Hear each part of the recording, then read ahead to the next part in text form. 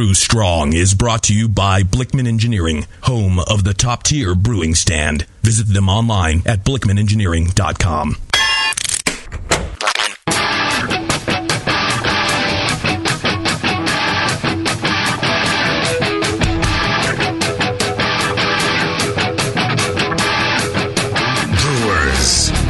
It's time for the beer radio you've been looking for. This is the show that dispels myths, tackles the toughest topics, and makes no apologies for geeking out on beer. Hosted by two guys that drink before they think. Jamil and John Palmer.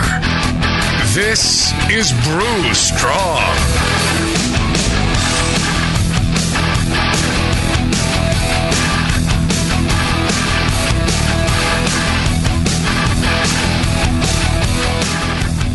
Hey, howdy, hey, my brewing brothers and sisters. Greetings. Good to see you all again. So it was a very Cretanish thing for me to do. I apologize. It was coming. I couldn't hold on to it. No, here's a fist bump. I liked it. It was slippery when wet. Speaking of slippery and wet, how about our great friend John Blickman?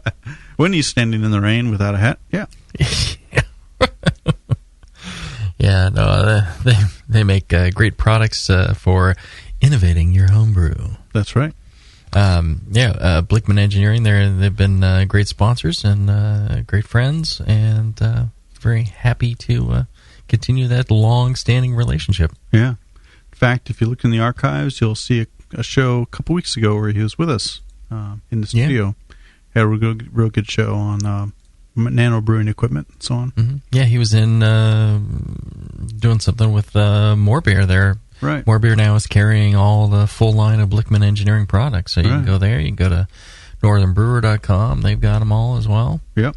Yeah, a lot of your, and you know, you can go to your local retail shop, your local homebrew retailer, and they can get Blickman Engineering products as well. So, right.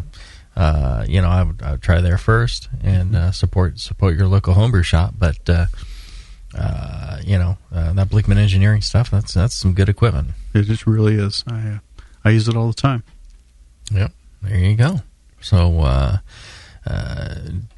do us a favor and support our fine sponsor. At the very least, go to blickmanengineering.com, Blickman with 2 N's, and check out their stuff, and then send John Blickman an email and say how much you appreciate what he does to support the show. Is the show and the homebrewing community. He's very much about doing stuff to support the community as a whole. I think he's very passionate. I mean, the guy could do a lot of different engineering things just to earn money. Right. I think he's just really thrilled to be part of the homebrew community and participate and be a benefactor in some ways. So, very cool dude and cool company. All right, today we're going to go into a Q&A. Yep, we'll do some Q&A on homebrewing topics and a couple of pro topics as well, I think. Yeah, we hadn't done a homebrew Q&A in quite some time. We did that whole Progasm, which was like 2 months or 3 months? 6 months long or whatever it was. So quite a while. Yeah, we haven't had a chance to do homebrew Q&A. So we're going to do some of this, and we might bounce back a topic or two on the pro side as well, because we still got a lot of good questions coming in and material on that. But we thought we'd just knock out some of your questions that come in. And if you have questions for us, the good way to do it is to make the subject matter, Q&A, right, and send it to brewstrong at thebrewingnetwork.com. Right.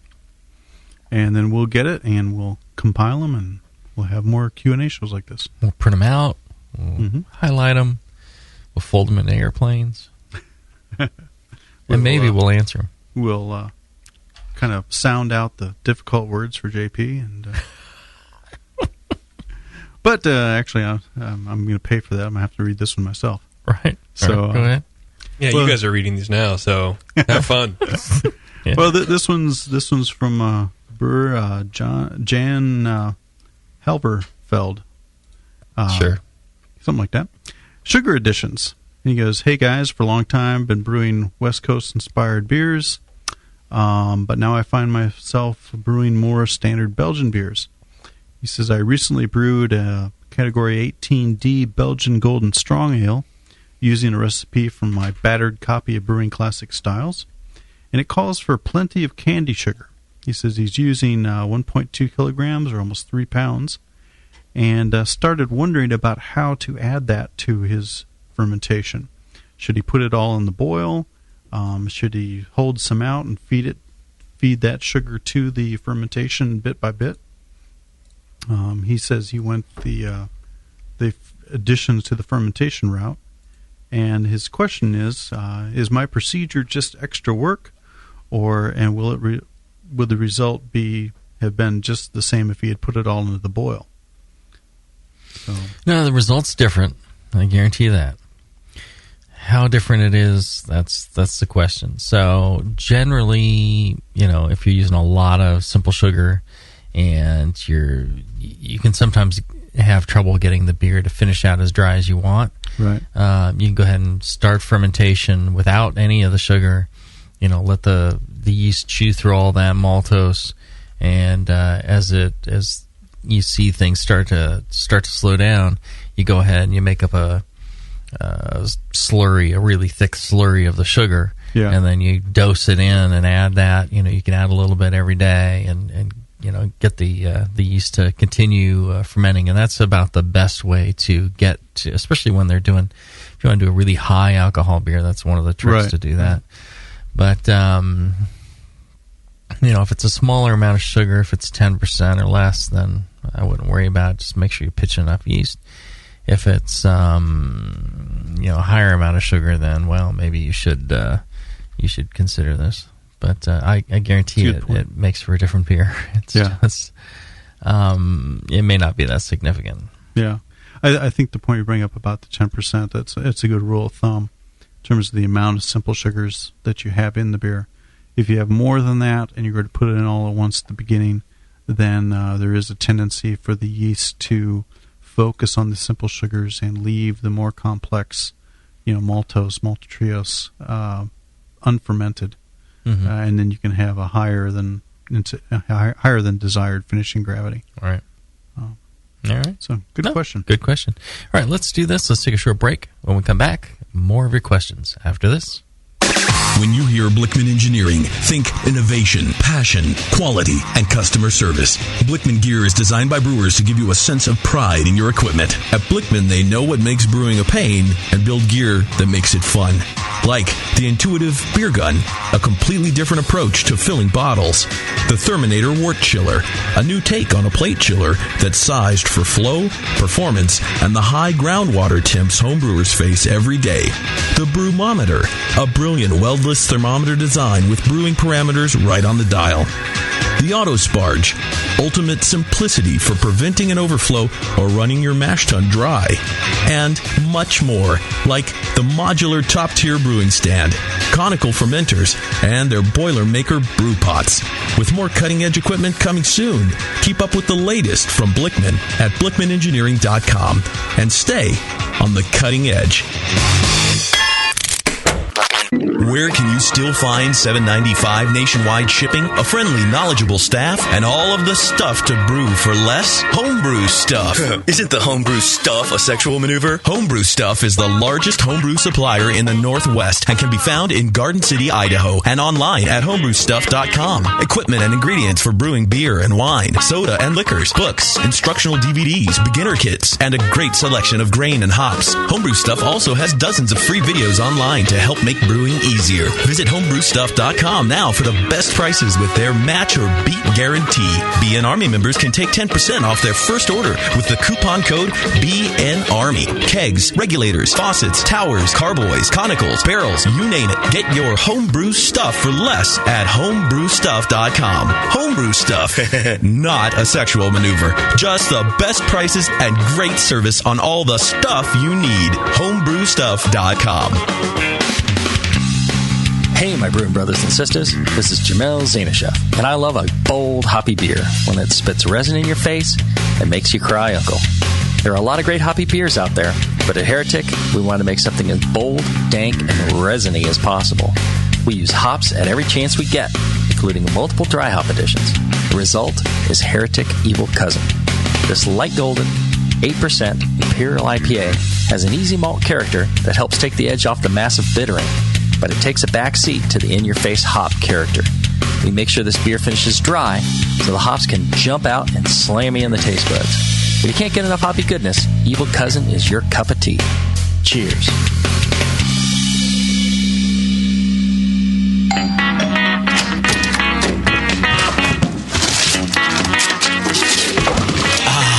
What'd you get?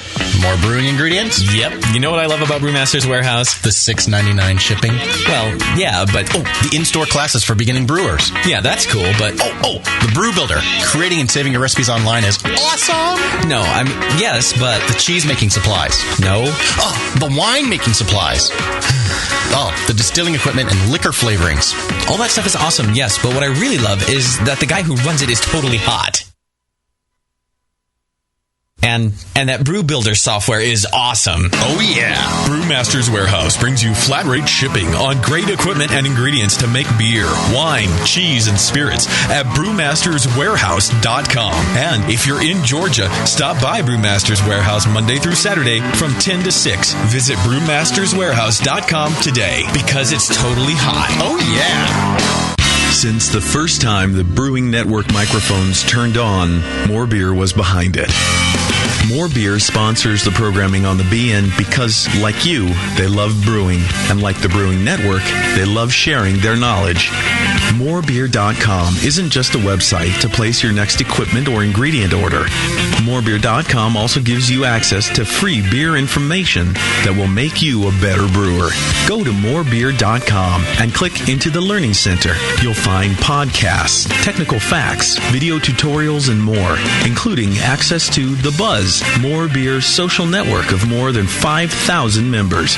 And some of them might even be crazier about beer than you are. Get over to morebeer.com today and take advantage of The Buzz, the forum, the Learning Center, and make sure you're signed up to receive the newest More Beer catalog. More Beer, bringing you absolutely everything for beer making.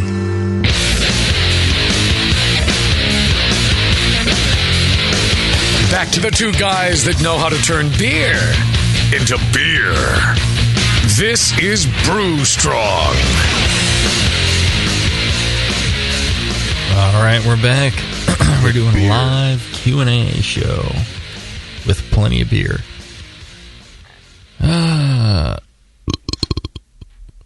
Kevin from Denver, Colorado writes, "Hey, Jamil. Hey, John. Love the show. Big fan."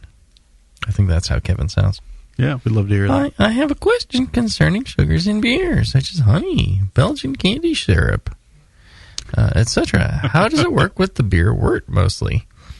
And what are some benefits to using these sugars? I haven't been able to get a clear answer, even from Palmer's How to Brew. Now, this is the book that I tell everybody, all the answers are in there. Me too. And you should check that first, but apparently he did, and either he's unable he wants to know how it works mostly. Big fan, by the way. This is the book that got me started and interested in brewing. Any help or advice would be very much appreciated. Thank you, and Brew Strong, Kevin, Denver, Colorado. Okay, well. Now, why? So the question is, why such a failing in how to brew? Unable to answer this poor man's question. I've been accused of you drink. Yeah, you drink, or not. I've been accused of not having a keen grasp of the obvious.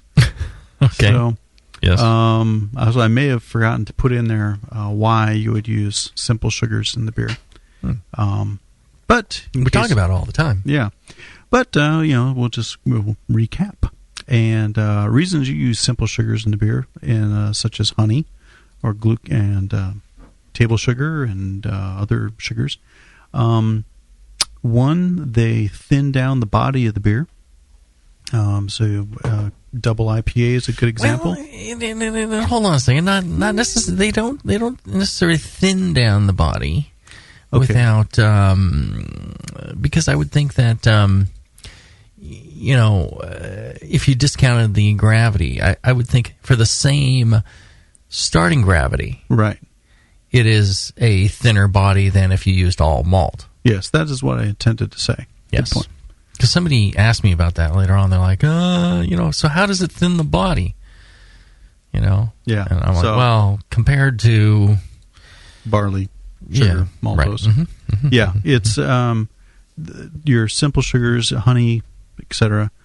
Don't have the protein that barley wort does, and so when it ferments, you get less gravity. Your final gravity is much lower, right? And the alcohol also has kind of a lowering of the body effect, right? Less dense. You just end up with alcohol, right? Essentially, yeah. So that's one reason you use simple sugars in a beer is to reduce the body of the beer. You use it to change the flavor profile a little bit, make the beer such in the case of say Belgian Golden Strong, or Belgian Triple.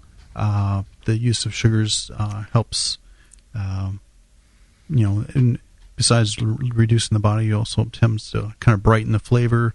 You get a little more of the sweet alcohol flavor comes to the fore, as opposed to the malt flavors. Yeah, different sugars, when fermented, produce different flavors, right? As well, because the yeast have involvement of the enzymes, and it's everything's yeast all these flavors are enzyme produced. So right. So honey, Belgian candy sugar, different flavors from using either. Palm sugar is another example of a sugar that can produce some interesting flavors. And if you read Randy Mosher's Radical Brewing, it's a real good guide to using some simple sugars in different beer recipes. There you go. Apparently, because it's not in How to Brew. Yeah. I'm going to have to start recommending a different book. I don't know. But as we were saying in the last question that we had, it helps to put those sugars in, depending on the overall percentage in the beer, in the wort, helps to maybe feed them towards the end, later in the fermentation, because yeast, as a general rule, ferment simple sugars like glucose and sucrose first. Then they'll go after the maltose, where they have to secrete a maltase enzyme to break that down into glucoses, and the maltotriose, the 3-sugar sugar. So if you use a massive amount of simple sugars, these kind of get lazy. Yeah, they get lazy and they don't ferment the maltose and maltotriose. So that's why we recommend, if you're using a lot of sugar, put them in towards the end of the fermentation. Let the main beer wort ferment first. Well, and like John was saying, Randy Mosher's Radical Brewing has a great deal of information about simple sugars, different kinds of sugars in brewing, and that, and How to Brew, and a bunch of other books you can get from the AHA website. It's the Brewers Association that publishes all those books, and it's and you can get it from the Brewing Network as well. But one of the things the AHA does, besides working on producing these books, and the Zymergy magazine, which is excellent, pub discount program, National Homebrewers Conference, National Homebrewers Competition, just so many different things that they do. They support the homebrewers in watching out for governmental changes, things like that, regulations, and they are the ones that help pass homebrewing laws in Mississippi and Oklahoma. Yeah, they assist in that, and that's one of the most important things that I think they do. They're kind of your advocate out there watching for it. So that's one of the reasons that I'm, or several reasons why I am a lifetime member, and John is also. Right. It's just a great organization and worthy of your support, I think. So if you get a chance, go to the Brewing Network site, check out the join the AHA link there. And if you do, and you sign up through that link, the Brewing Network actually gets a chunk back. So you get a great magazine, you get great support, you get people looking out for homebrewing, and the Brewing Network gets a little chunk to help support this program. So everybody wins. All right. What's the next one, John? Let's see what do we got here. Hey guys, this is from Garrett Caldwell. Over the summer, I brewed a Dortmunder Export. It's a recipe I've brewed several times before and had competition success with. However, this batch wasn't quite right. It had a distinct DMS note to it. Other than the corn flavor, everything else was fine. The beer was quite drinkable. In fact, won medals as an American lager, but it was supposed to be a Dortmunder. He goes on to say that he brewed the beer using the same procedures he usually does: 90-minute boil, fast whirlpool chill, lots of yeast and controlled fermentation.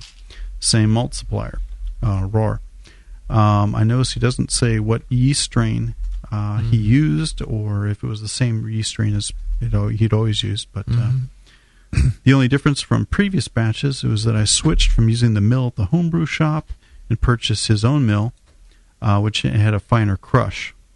So he wonders if the difference in the milling or the crush size could be a factor that brought more DMS to the beer. I wouldn't think so, but I suppose it's theoretically possible that more SMM is made available somehow through by a finer crush, maybe. Yeah. If he's getting better efficiency or something like that. I would think that that's not the case either. His boil changed, his evaporation rate changed, or something like that. Atmospheric conditions, or perhaps it could be bacterial cause for that, or it could be a number of different factors, but I think the mill is not likely. It could be, even if it's the same maltster, if it was a different lot of malt. Sure, the malt has changed. Yeah, different batch of malt, and that could have more of the precursor. Right. And maybe the previous boil was good enough to drive off enough and not be an issue. Right. Yeah, that could be. And that's one of the things, you brew a beer and everything, turns out fine. You win awards, and you think, "Oh yeah, I'm great at dialed this." in, yeah. Right. You have to be able to repeat that. It's not until you can repeat brewing a great beer, repeat your success, that you really have control of your process, that you're really a great brewer. I see people do, they're like, I won best of show. It's like, well, you randomly got lucky, on something, and then, can you repeat it? Can you do that over and over again with that, same beer, or even with, perhaps with different beers? You can show. That's when kind of the rubber hits the road. Yeah, but it's the mark of a good brewer, right? Until you can do that. Not that we're just on Garrett here. No. I'm just saying. I've heard that from people sometimes where. It sounds like Garrett, has won a bunch, but when somebody wins one and they think, "Oh, that's good enough," it's like, well, you need to be able to repeat it, and sometimes it's these little changes that you need to deal with and figure out. Sometimes it worked out okay, sometimes not. Yeah, that's a good point. Yeah. Okay. Alrighty, I got one from Vernon Brown. Brown? Yeah, Werner Brown. Speaking of Brown, he says, do you know if iodophor loses its potency with time? I have noticed that after 15 to 20 minutes of sanitizing my equipment, the water iodophor soup changes from a light amber color to clear. Is iodophor losing its potency, or is the color nothing to worry about? Thanks for all the help that you guys provide. Well, I seem to recall being told that if the iodophor loses its color, it is not as effective. Or, it depends, because it's it'll off-gas as well, so it does lose its effectiveness. If it's disappearing that quick, either your sanitizing water that you've made up with is too hot, and it's off-gassing. You want to use cold water for that, because if it's hot, it'll drive off the iodophor pretty quick. But if you are putting unclean items in there, or items that would bond with the iodophor, it'll pull it right out as well. Right. So if you have something that's dirty, covered in protein or starch or something like that, the iodophor is going to bond to that, and it's going to suck it all out of there. If you leave it in the sun will drive it off too, or kind of like denature it or something. So you have to. And they, when you buy the larger jugs of iodophor, there's a thing on it, a little coupon usually that says, send this in for 25 free test strips or whatever. Oh, and you can use that to test your iodophor to make sure it's in the still active, appropriate range. What is in the appropriate range? That great DVD from the Brew Network. From Homebrew U. The Brew Network's Homebrew U. They've got this great DVD that they made with Matt Brynelson, Matt Brynelson, and all the rest of the crew. JP, are you in that video? Naked? Excuse me. I think I'm in there somewhere. In these videos, I'm the one doing all like the cleaning and the prepping and the filling all the hard and transferring and all that kind of bullshit. It's not like this show, or not this show, but the session. But so I'm there a couple times. You see my beautiful face. I need to class up the DVD a little bit, yeah. But for the most part, it's Jay sitting there and listening to Matt talk about Matt sitting there while you're doing all the cleaning and hauling and the actual brewing part. Yeah, basically. And then we have one coming up with Dan Gordon from Gordon Biersch about where Dan's sitting there and Justin's sitting there and you're in the background doing all the work. Well, that's true, but at least on this one we had 3 hot chicks come in, and so that's fun. But the pale ale is good information. Right. Yeah. Oh, I'm sure. No hot chicks, but good info. Right. Matt Brynelson, he's a genius of the brewing world, and genius, especially if anything hop related, and their pale ales at Firestone Walker are beyond reproach. Yeah, I'm excited. Their Pivo Pils is coming to bottles finally. Nice. That's a beer that Matt just always kind of made because he liked drinking pilsners, and they don't really. They just had it released at the brewery and little places around there. But coming to bottles soon. I can't wait for that. Well, and you can pick up a copy of this DVD on pre-sale, $17.95 pre-sale. Once the pre-sale is over, you'll be able to pay $19.95 for it. But you order it now, you'll get it in January, and you'll save yourself a couple of bucks. That's good. Well worth getting. Have you all talked about the Brewing Network's Homebrew U program much? No. It's a new thing. It's just we're going to do contact commercial brewers who are perceived to be brewing like the perfect example of this one particular style. Kind of stand out. That's why they haven't invited us. Right. Yeah, that's why I didn't get the memo. Yeah, maybe we'll invite you when we do Belgian table beers with Brett or something. There we go. But I mean, my point was that bringing up. I mean, this is it's a new kind of program or aspect of the Brewing Network, and inviting, as we say, the some of the paragons of the brewing industry in to talk about specific beers, specific beer styles, and producing these DVDs that are really full of great information. Oh, they're good. They're full of it. That's for sure. I've gotten to watch a couple rough cuts of both DVDs that we have in the can so far, and they're pretty good. I mean, Matt, he's just talking. There's a part he's talking about hops, and it's like he's giving out all these information, but he's just talking. He's just kind of like nonchalantly. He could be talking about his day. He could be talking about his dog. He's talking about how alpha acids work and how you can layer them into a nice pale ale, and it's just like nothing. It's nothing to this guy. He knows what he's doing. But it's amazing information for the rest of us. That's how he is. Yeah, when you talk to him, he's just he go on and on with all sorts of great stuff. Let's do this. Let's take a short break, and when we come back, more of your great questions right after this. Williams Brewing is your online resource for prompt delivery of quality home brewing supplies. Since 1979, Williams Brewing has offered the finest equipment and freshest ingredients and the best customer service in the business. Cut hours off your brewing sessions by using one of our 11 varieties of famous Williams malt extract. Our Williams Belgian Pale Extract is mashed with pure Belgian 2-row malt and a small percentage of Belgian wheat malt for an authentic Belgian character you just can't get from other extracts. Or check out our unique fermenters, 2.5-gallon kegs, paintball tank-based draft beer equipment, bottling aids, and much more. We even have our own line of precision hydrometers. Go to WilliamsBrewing.com to browse our vast selection. That's WilliamsBrewing.com. Orders placed by 3:30 p.m. Pacific Time ship the same day. Homebrewing is easy. The Williams Way. Hi, I'm Jason Harris, the proud owner here at Keystone Homebrew Supply. We're thrilled to be entering our 20th year of supplying this great industry, and to show you, the Brewing Network Army, how much we appreciate your support, we're offering you 10% off your first order on our website, KeystoneHomebrew.com. Just use coupon code BNARMY at checkout, and I'll get your order out the same day.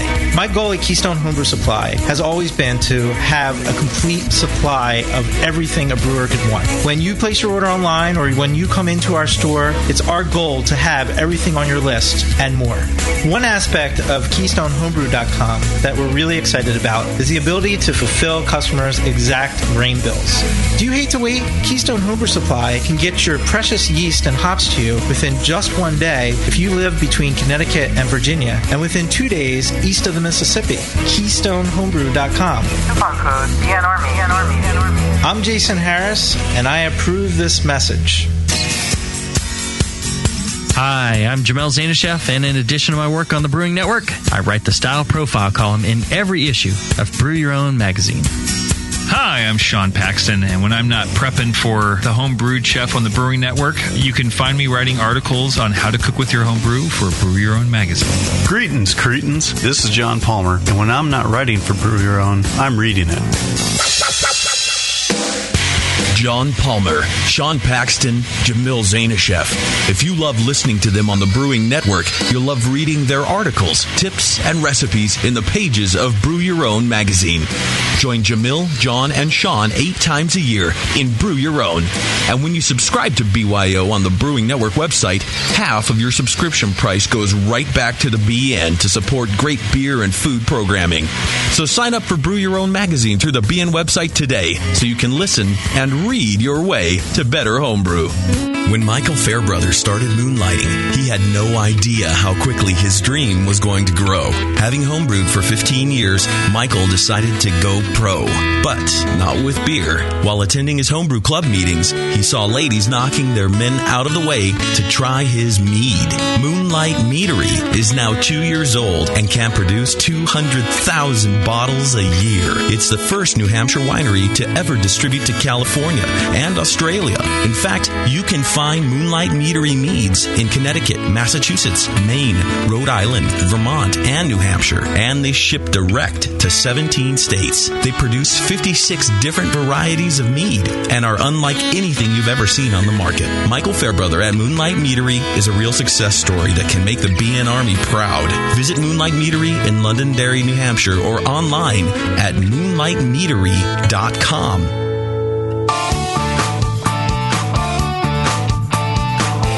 What does craft beer mean to you? Is it a delicious way to support your town's local brewer? Or perhaps it's the perfect beverage to pair with those delicious meals at your favorite restaurant and at home. Regardless of whether you're thinking of pints or pairings, pilsners or porters, craftbeer.com is the site where craft beer lovers come together to learn and share. Craftbeer.com is brought to you by the Brewers Association and celebrates the best of American craft beer and its brewers. Craftbeer.com is the best place to find craft beer events, recipes, great feature stories, the most up-to-date brewery listings, and resources for your next beer tasting or dinner, like style guidelines, pairing mats, and charts. Get the inside scoop on new beer releases and special events from today's craft beer insiders, and chime in to share your own knowledge, perfect pairings, road trips, recipes, and more. Craftbeer.com, celebrating the best of American beer. Are you a hophead? Beer lovers of all stripes will love Brewers Publications' latest release, IPA, Brewing Techniques, Recipes, and the Evolution of India Pale Ale by Mitch Steele. I wanted to write a book that presented an accurate review of the history of IPA and also provided current technical brewing tips and recipe information. India Pale Ale is a style I love because it has a rich, fascinating history, and today it provides brewers a showcase for all the great new hop varieties that are available.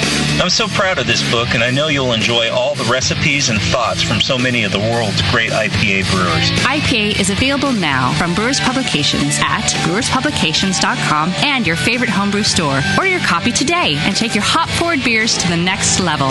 American Homebrewers Association and Brewers Association members receive early notice and special discounts to most Brewers Publication releases. Visit brewerspublications.com to learn more and to find a schedule of author appearances. IPA by Mitch Steele. Get yours today.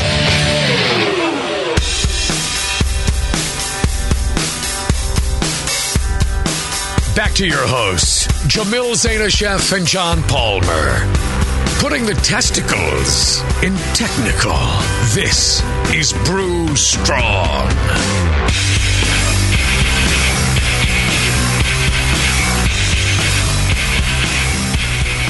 All right, we're back. Plum front. It's a pizza and beer afternoon. Thank God you brought a pizza. You'd be dead without it. Beer and pizza, what's better? Sex, beer, and pizza. Okay. Can go with that. All right. Or sex, beer, and pizza, and a good movie? Star Wars? Big dump. Okay. I'd go for either inputs or outputs. Okay, let's see. Where are we? Okay, so it's got a question here from Ryan Brown, and he asks, I've been doing fast forced ferment tests. Mm-hmm. I don't think I can say that any faster. With my batches for the last 15 brews. Consistently, the FFT finishes out at a lower final gravity, about 6 points lower on every test than the main batch. Mm-hmm. I know the FFT will help me determine the limit of attenuation, exactly what fermentable the wort is, and not necessarily what the final gravity of the batch should be or could be. But what's the deal? Is this typical, seeing that there's a huge amount of yeast in the wort in the FFT? Or am I doing something wrong? Am I not aerating enough, or not getting as healthy a fermentation as I should be? So the yeast, the main beer isn't fermenting out as far as the FFT. Right. Yeah. Well. Yeah. It's normal that sorry, your forced ferment will attenuate a little bit more than your main batch will. Okay. But depending on the wort, depending on the yeast, depending on a lot of different things, 6 sounds like a little too much. So you probably should look for a secondary factor. Right. So, yeah, you should look at your main ferment and say, am I pitching enough yeast? Is the yeast healthy enough? Is it getting all the appropriate nutrients? Is it getting oxygen, zinc? Temperature might be an issue, too. Fermentation temperature, towards the end of ferment, or mid point of ferment, start ramping that temperature up and driving that to finish. Yeah. All those things will make a big difference. Now, just point of order here, point of fact, whatever. How long should this brewer wait before allowing the temperature to ramp up towards the end of the fermentation? Are we talking 24, 48 hours? Oh, if you're super suppressing the temperature to start for growth, after 24, to 36 hours, you should be up at whatever your fermentation temperature is. If it's if you're not doing that and you're pretty much at your fermentation temperature when you start, what I like to do is when I see things start to slow down at all, or just before I know that they're going to slow down, I knock another degree or two on it every day or every other day, and just start raising it up towards the end so it continues to aggressively ferment. I don't wait until it's slowed down and coming to a stop to raise the temperature. Right.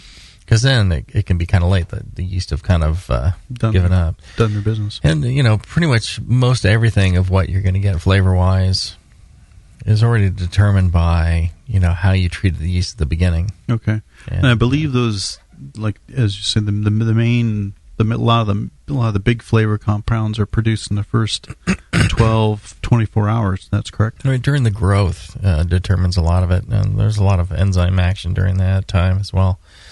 So that makes a big difference. Okay. All right, good question. I got one here from Nathan. It's a mash pH question. Nathan in Appleton, Wisconsin. He says, hello, I was hoping you could help me with measuring and changing mash pH. What are the best options for measuring pH? What do you use? What do you add to the mash to change the pH, and how do you measure the precise quantity to make pH adjustments? Lastly, any great advice on how to make sure the pH meter stays in good shape and works correctly? Any other gems you would like to add? Okay, well, a pH meter is definitely better than pH test strips. And by pH test strips, those are an order of magnitude better than litmus paper that you may get in chemistry class at school or something. Good pH test papers are very useful. You can buy them from a lot of the big homebrew shops. I forget the darn name of them are the fast strips or something like that. But the German. Yeah, but they're very specific. They're a small piece of test paper on a plastic tab that I've used those. They're really good. They're a little pricey, but you can actually cut them in half. Yeah, up the long direction of the strip and get two out of them. I've come across researchers that cut them in thirds and use them. So it just makes it harder to read. Yeah, because it's smaller. Right. But those are pretty accurate. One of the keys in using pH test strips, though, is that your wort has to be at room temperature before you measure it.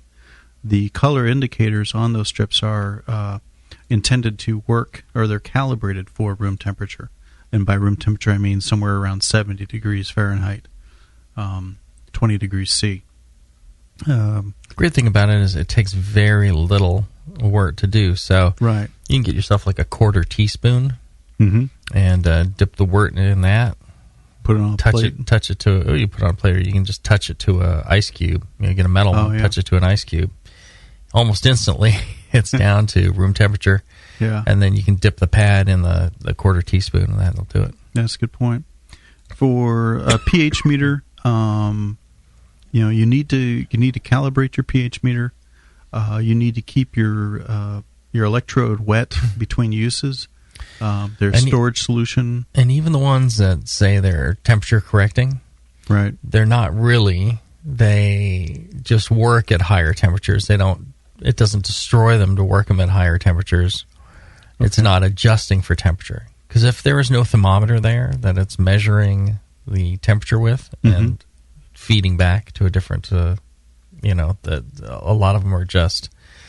If it doesn't have a thermometer, what you're saying, it's not really compensating for temperature. Yeah, a lot of. There may be some that do, but the ones that I've got that actually adjust for temperature and give you a temperature corrected reading have a thermometer probe, right, and a pH probe, right, and then you get it adjusts and gives you the correct reading. Yeah. Other ones that are ATC, they just work at those higher temperatures, and you need to kind of take that into account. Yeah, and so what we're saying is if the pH meter doesn't have a thermometer probe built into it, so that goes in the sample as well, right?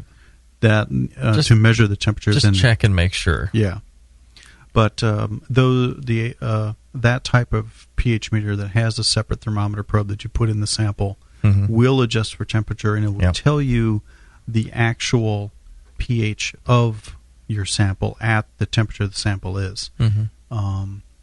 And if you're in the mash, let's say you stick both your probes in the mash where it's at 150 degrees, for instance, it will tell you the pH of that mash at that temperature, and that temperature is going to be about 0.3 pH units lower than what the room temperature reading would be. And when you look at all the literature out there for what mash pH should be, based on temperature, right? And all the literature talks about mash pH temperature at room temperature. So on samples of wort that have been cooled to room temperature, not at mash temperature. So those are a couple of important distinctions. Read that question one more time. I'm not sure if we touched on all the parts of it. Help me with measuring and changing mash pH. Changing mash pH, we've got a whole show called the Watergasm, or a whole 5 shows. Yeah. And that can help you with that. Measuring pH, what do you add to the mash to change the pH? Watergasm. How do you measure precise quantity to make pH adjustments? Good gram scale. Yeah. If it's good for measuring cocaine, it's good for measuring salt additions. Yeah. You can go to the post office, buy a postal scale, go to eBay. Yeah, eBay, or you can go to Bed Bath & Beyond or Office Depot. I mean, there's a lot of digital gram scales on the market now. But be careful because the range on them, sometimes people want to get these ones with these huge ranges that go up to 10 pounds so they can weigh out grains as well. The problem is those aren't very good for weighing out small quantities of salts because they tend to be very inaccurate in those smaller ranges until they get past a certain amount. And some of them they'll even tell you until you get past like 28 grams, like an ounce, it's not that accurate. And so you want to avoid those for weighing out salts. A good thing is a triple beam scale. You can get those cheap too. Yeah. And those are highly accurate, and they're accurate across a wide range. Advice on how to make sure the pH meter stays in good shape: rinse it off in clean water after every use, and then store it in probe storage solution, which you can use a neutral solution, or they have special solutions for storing your probe. And just keep in mind the cheaper pH meters and the cheaper probes, they will go bad fairly quick. Yeah, after about a year. Even if you don't use them, they need to be replaced. So the pH meter is expensive in that regard.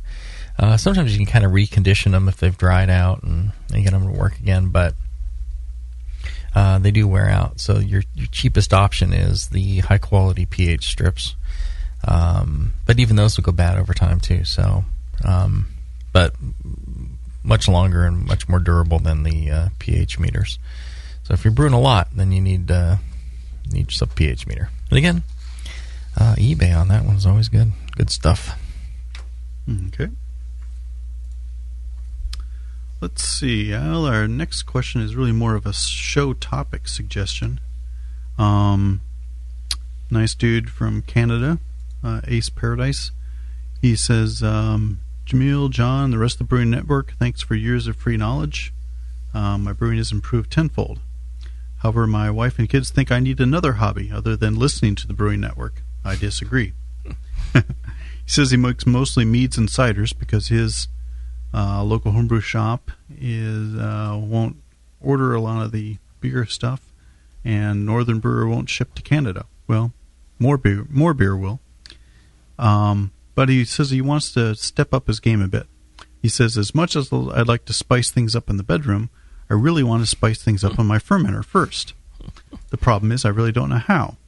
I was hoping Brew Strong could do a show on spicing. How to spice, when to spice, how much and what yeast go best with spicing, and what strains to avoid. I would also be curious to know about spice stability. Thanks for all your hard work. Well, there's a show called The Jamil Show that we also do on the Brewing Network. Yeah. And we did a spice beer show. There's 80 shows there. Right. That deal with all the BJCP styles, and one of them's on spice beers. That's in the Brewing Network archives, right? Yep. You go to thebrewingnetwork.com, click on the Jamil Show tab, and then you can search for spice, and that should come up. You probably get a couple shows. There's like a holiday show, I think, and a couple others. But yeah, there's a wealth of information on the Brewing Network. And I think the Sunday session, I think they did a spice beer show as well. So, lots of good information out there. Check that out. And then if you're a BYO subscriber, Brew Your Own Magazine, I did a spice beer style column for that. I did the style profile column for Brew Your Own Magazine for the last 5 years or so. And I did what I thought was a really nice article on doing spice beers and how to do them, and doing tinctures and things like that. So go back through those archives and check that out. That was a good one as well. And Brew Your Own's a sponsor of the Brewing Network. You can actually go to thebrewingnetwork.com and you can click on the Brew Your Own Magazine link. And when you subscribe to that link, the Brewing Network gets half of your subscription price back. So it goes to support the shows. You get a great magazine. Great way to go about it. So check that out if you get a chance. All right. Let's take a short break, and when we come back, we'll wrap up this interesting Q&A show right after this. BN Army, HopTech has a great discount waiting for you. Do you often find it difficult to find specific specialty ingredients for your homebrew recipes? Well, listen to this. HopTech stocks 59 different grains to choose from, 39 varieties of pellet hops, and 8 kinds of whole leaf hops. And HopTech not only carries Y yeast and White Labs yeast for you, but also Fermentus, 04, 5, 6, 23, 33, and T58 Belgian yeast, plus Cooper's, Nottingham, and Windsor yeasts.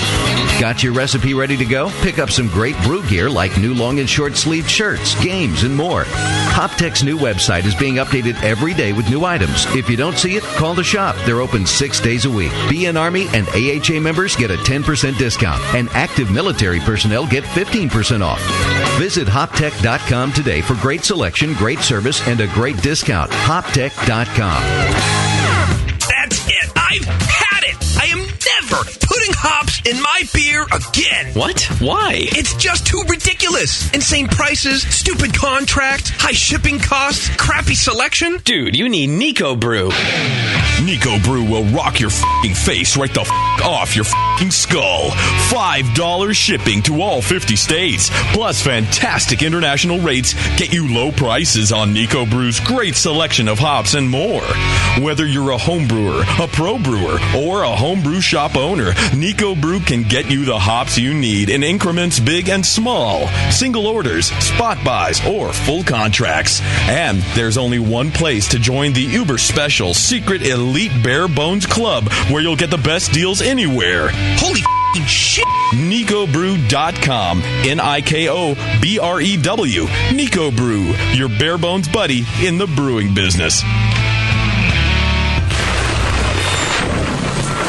Tonight is the night. We bring the creature to life, Dr. Blickmanstein? Yes, J.P. Gore. Everything is perfect for my next fermented creation.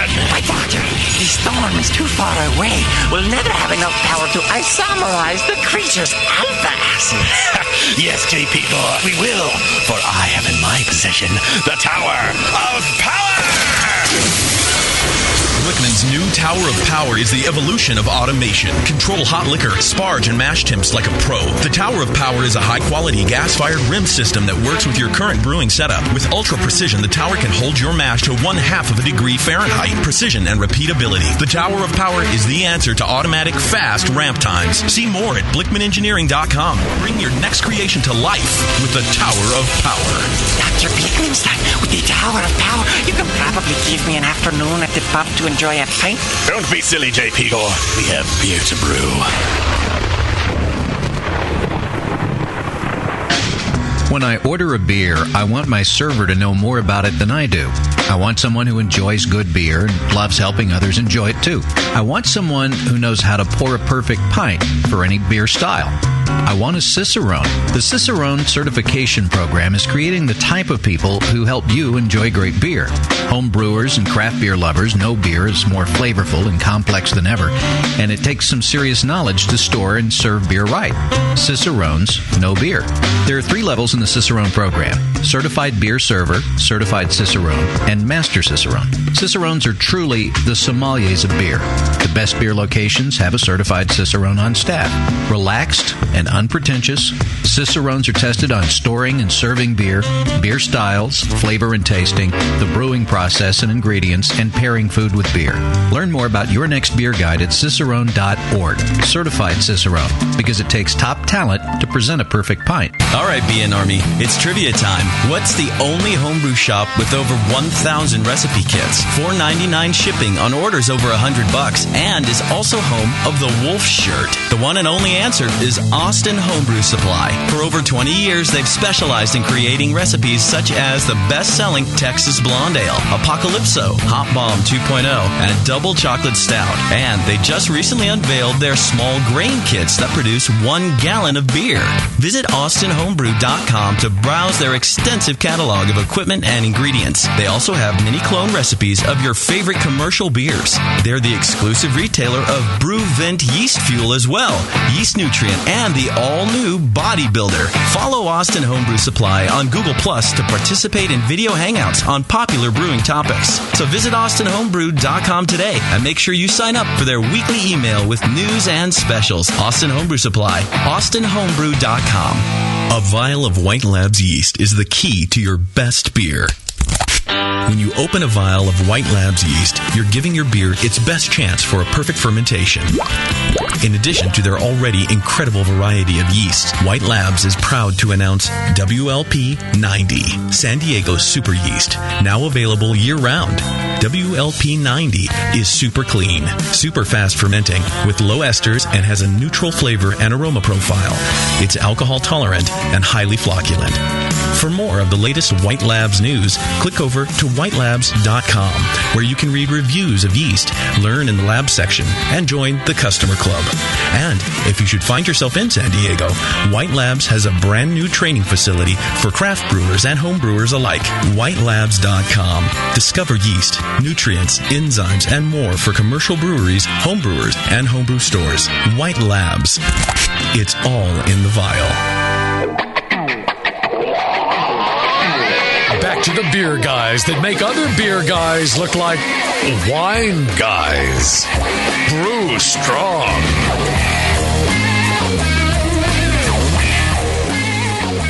All right, we're back. We're back thanks to all our fine sponsors, and Adam and Eve is one of them. Yep. They've been a fine sponsor for a couple of years now, haven't they? A few years at least. Yeah. Been real fantastic. I tell you, the deal that they have going is really hard to beat. Even with a stick. Yeah, with or writing in many different ways. Yeah. You go to adamandeve.com. You're going to order just about any one item. You'll get that 50% off. All you got to do is use the offer code Jamil, Jamil. Get 50% off on one item. They're going to throw in 3 free adult DVDs. You get to choose from genres such as anal, amateur, Asian, big breasts, big butts, bisexual, chunky, co-eds, fetish, gay, interactive, POV, lesbian, MILFs, etc. And they're going to throw in another free sensual gift. Okay. They're going to throw in free shipping. Free shipping. So the only thing you're paying for is 50% of the price of one item, which is already, fairly priced. Right. So you're getting that half off, and then you get all this other stuff for free. That's it. That's your sum total of your cost. So if you got any interest at all in adult entertainment products, give it a or other check it out. DVDs, or I have never heard a bad thing about them from anybody, as far as ordering and fulfillment and customer service and the products. Maybe it's just that people are too embarrassed to say anything about it. I don't know. But, as far as I know, every customer is a happy one. Yep. So go check it out, adamandeve.com, and you can even shop from your phone. Check out adamandeve.com from your mobile phone, or m.adameve.com if some reason it doesn't forward. Yep. Check them out today. They're great. Well, another fine episode of Brew Strong. We got some really good questions in. I think if you've got questions for us here at Brew Strong, you can send those in. Yeah, brewstrong at thebrewingnetwork.com. Check out thebrewingnetwork.com. There's a lot of goodies on there that if you find something that suits your needs for yourself or present for a loved one, that all goes to the bottom line of the Brewing Network. So you go there and you buy a copy of John's very excellent How to Brew. If you don't have one, you should. There's a lot of other great books in there. There's Mitch Steele's IPA book, which I think is I really like that book. Great book on IPAs. Everybody who's interested in IPA should have one. Yep. There's shirts, there's hats, there's lots of goodies in there. The Stan Hieronymus Brewing with Wheat book on sale right now for $12.95. There you go. That's a good book too. That's awesome. Yeah. Lunch meat shirts, Brew Strong shirts. Yep. Got the new Brew Strongs. Yeah. All sorts of goodies in there, and you can also sign up for things like Brew Your Own Magazine, like I mentioned earlier. Yep. Sign up for that. Half of that price goes to the Brewing Network, and all that stuff.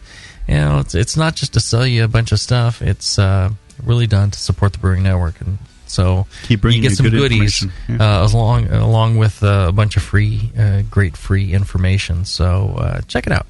It helps support us, and that helps us support you. So, till then, brew strong. Brew strong, everybody.